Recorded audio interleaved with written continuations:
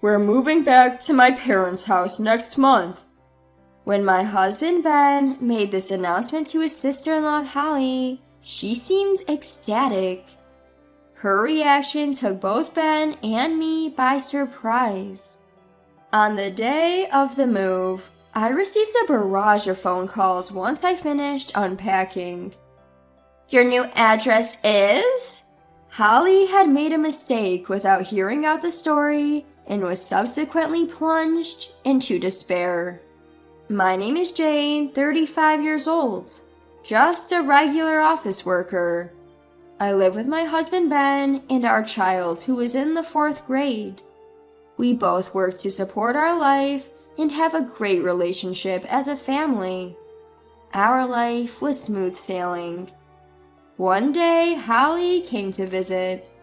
At first, she had politely said that she just came over to hang out, so we warmly welcomed her. However, she started coming over every few days without a call, and her attitude gradually became more arrogant. Holly knew I finished my work on time.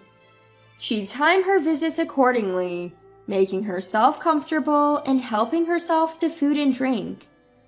At her worst, she even ate the kids' snacks. I tried advising Holly about her actions, but she wouldn't listen. Instead, she'd become outraged and impossible to handle. Recently, she had been coming over every day. Ben and I were constantly worrying about how we could stop her from visiting. "Hey, you didn't buy anything today, even though you knew I was coming?" I could almost hear myself sigh in response to her. I almost let out a sigh at her acting so. "I didn't buy anything. If you want something to eat, please buy it yourself." As soon as I spoke these words, Holly began to yell at a deafening pitch. "Don't mess with me, I'm a guest. You should treat me. Besides, this is your house, isn't it? It's common sense for you to pay for everything." She would shout these words at the top of her lungs, thinking that becoming aggressive will get her way. She was an incredibly selfish and troublesome person. "Holly, we didn't receive any call about you coming. Isn't it common sense to call before coming if you want to be treated?" At this, Holly quivered her shoulders and spilled the tea she was holding. "How dare you? You're my sister-in-law. Are you entitled to behave this way? I'll spread bad rumors about you to all our relatives." Despite being the one causing the inconvenience, she could still muster such audacity. I know Holly wasn't like this before. The first time I went to my in-laws' house to say hello, she was living there with her husband, Ken. When I was nervously greeting them, they both chatted with me in a friendly manner. Thanks to them, I could relax and talk, got warmly welcomed by my in-laws, and successfully married Ben. But when I met her after a long time, she was a different person. Even when I asked her if something happened at her in-laws, Holly refused to answer. At first, I thought I could support her, but as she started visiting us daily and behaving without restraint, I became fed up. Gradually, I started behaving coldly towards her, which made her actions even more extreme. "I want a drink. Go buy it. Now." Holly commanded me, who was cooking, to go outside as if she was chasing me out. My bag, which was in the living room, was thrown outside. Although I was agitated and wanted to decline while picking up my bag, Holly blocked the door and wouldn't let me in until I brought what she asked for. "Please stop it. My husband is going to be home soon. Our kid will be coming back from his friend's house soon." "I don't care. If you stop complaining and go right now, you should be back in time." Holly said that, standing in the doorway like a gatekeeper, determined not to let me into the house. I gave up arguing, as it would just waste time, and reluctantly went to the nearby supermarket to buy alcohol as Holly demanded. When I returned home, as expected, my kids were back, and my sister-in-law Holly was arrogantly making my child clean up the tea she had just spilled. I hastily rushed to my child and glared at Holly. "Please never do this again. It's your spilled tea, right? Clean up after yourself."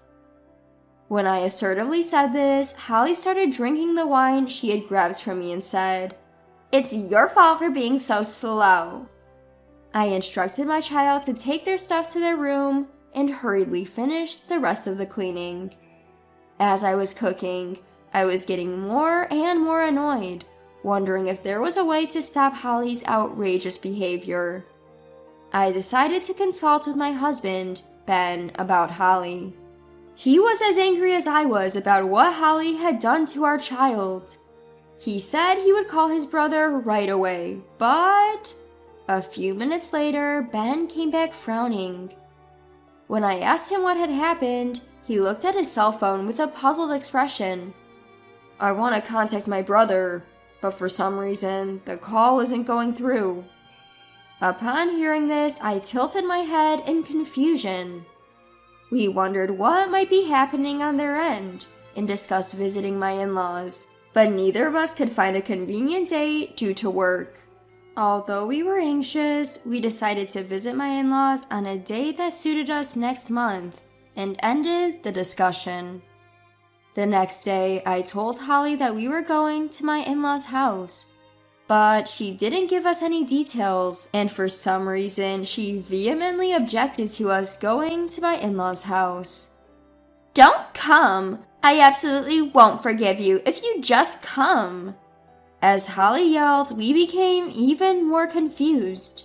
Why didn't she want us to go to my in-laws' house? As I was thinking about all this, I had more bad news the next day. My mom called me to tell me that my dad had been injured. "Your father fell down the stairs. It's not serious, but he was told that he needs caregiving."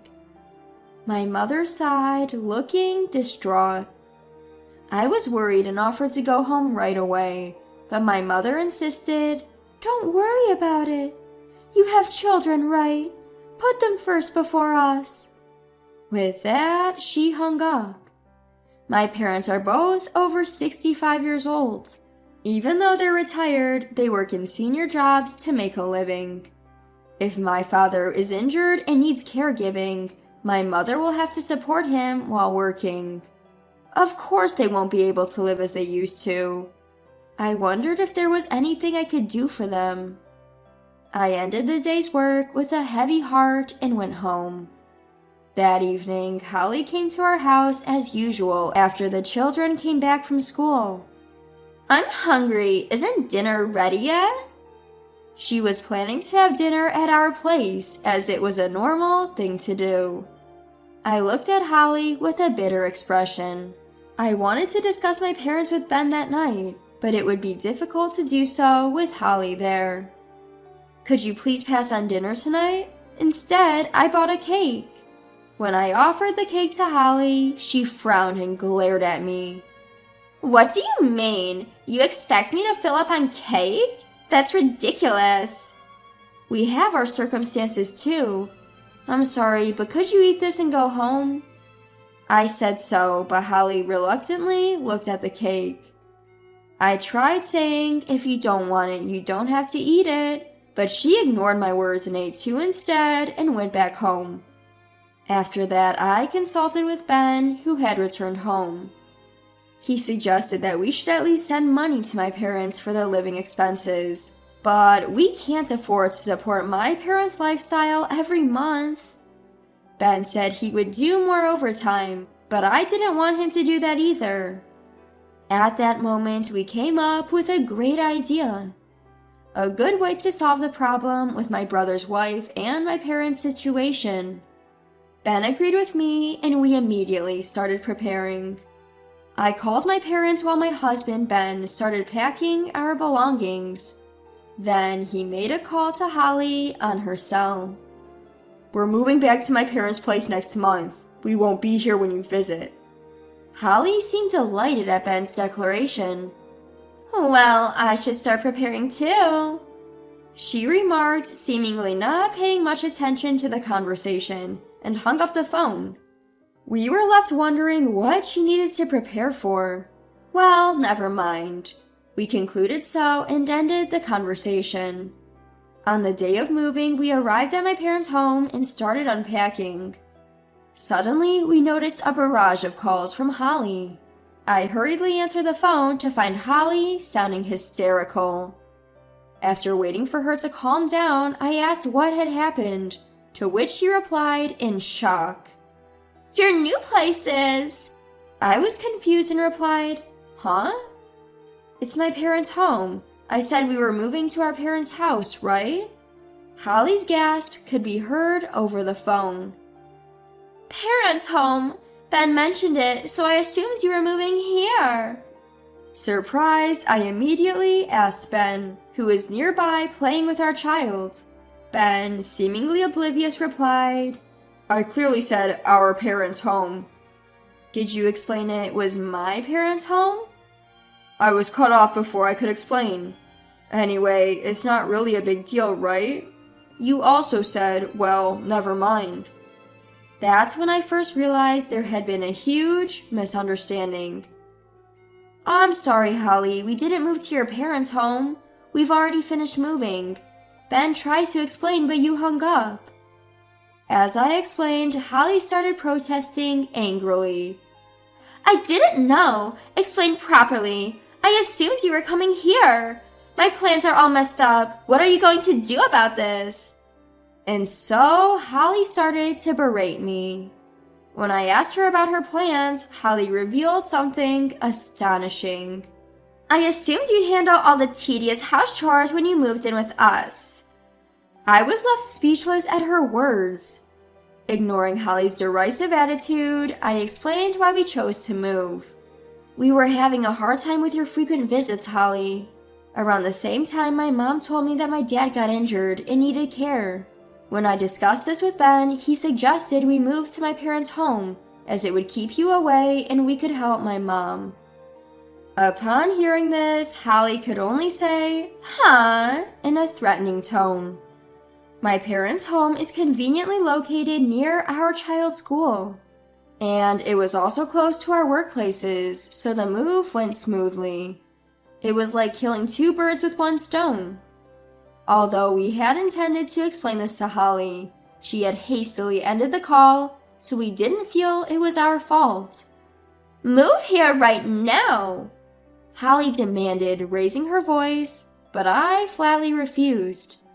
While I didn't hate the idea of living with Holly's family, I couldn't stand the thought of being exploited.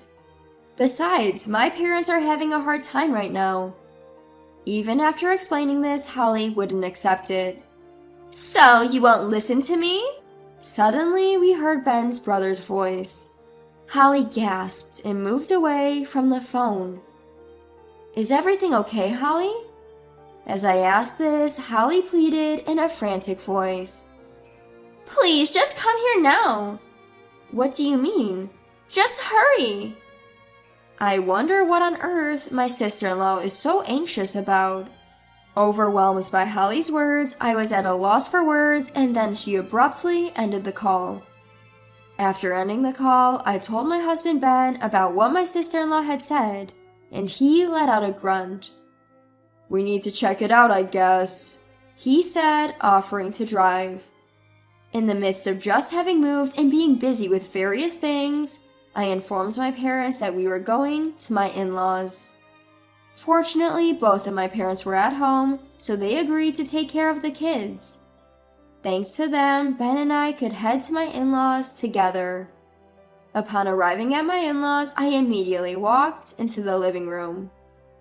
There, I found Holly with a gloomy face, and my mother-in-law and brother-in-law with angry expressions. As soon as they noticed us, they offered us tea and explained the situation. "Actually, Holly ran away from home after we blamed her for her extravagant spending. We tried to contact her many times, but we couldn't get through. It's been tough," said my brother-in-law, glaring at Holly. I was shocked and opened my eyes wide upon hearing this. I hadn't even thought that Holly had run away from home. Ben was similarly stunned, looking at Holly in disbelief. "Holly even used my savings! I called her several times to get my money back, but I couldn't reach her at all. Then she suddenly came back home today.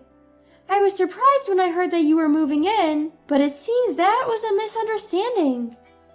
Taken aback, I instinctively shook my head. Then Holly, who had been silent so far, raised her voice in protest. "First of all, it's your fault, Mom, for meddling in my affairs. I spent the money to relieve the stress from you. It's not a big deal." Holly slammed her fist on the table with her face flushed. However, neither my mother-in-law nor brother-in-law backed down. "Enough with your excuses. You quit your job out of the blue and decided to be a stay-at-home wife. But you didn't do any housework or cooking, did you? You dumped all the troublesome tasks on us. How can you be stressed out?" "That's right. You use all the living expenses that Mom and I earned on your designer bags. This is unacceptable. Something's wrong with you."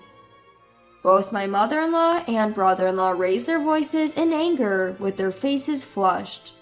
Seeing their attitude, Holly, showing no remorse, looked away, not taking the situation seriously. We had no idea that things were like this at my in-laws. At this, my brother-in-law's voice grew louder. "Enough is enough.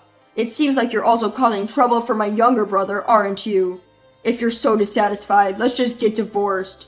Don't ever interfere with us again." When my brother-in-law said that, Holly's face suddenly turned pale and she started to panic. Wait, why does it have to come to that? I was just trying to take care of you two." Hearing Holly's excuse, Ben and I sighed. "It was us who took care of you. You came over every day, ate and drank whatever you wanted from our home, even had dinner, without paying for the groceries or lifting a finger to help me." When I said that, my brother-in-law glared at Holly with a sharp look. "Well, that's because it's your house. I'm a guest, so why do I need to pay money?" Holly spoke so selfishly that we were speechless. My brother-in-law, determined not to back down, pulled out divorce papers from the shelf. "I've been struggling with this. Holly, I can't put up with you anymore. Sign these papers right now and leave. Don't ever come near this house or my younger brothers again." At my brother-in-law's intense spirit, Holly was taken aback. "Also, you have to repay Mom's savings in full, okay? Let's discuss it properly through a lawyer." Upon hearing that, Holly was visibly shocked, her face turning pale. I wonder how much money she used. From her reaction, it seemed to be a considerable amount. "I don't have that kind of money. Jane, you and Ben are both working, right? You should have some spare." Holly, flustered, turned to me for help. I shook my head side to side, looking at her. "We just can't afford it. We have our parents' healthcare expenses, our kids' support payments, and our own living costs. You're going to have to figure this out yourself." At my words, Holly finally accepted and gave up. After that, as per her brother-in-law's declaration, Holly was required to fully repay her mother-in-law's money. She hired a lawyer and got it recorded in official documents, so there would be no escaping it. My husband and I were told about this by her brother-in-law, and he apologized again, saying, "I'm sorry for involving you in this." We felt relieved as our lingering worries had been resolved. By the way, it seems like all the food and drink Holly had in our house was also added to the mother-in-law's claim. Since there's no detailed documentation or evidence, full repayment might not be possible, but he said some of it might be returned. My husband and I thanked my brother-in-law.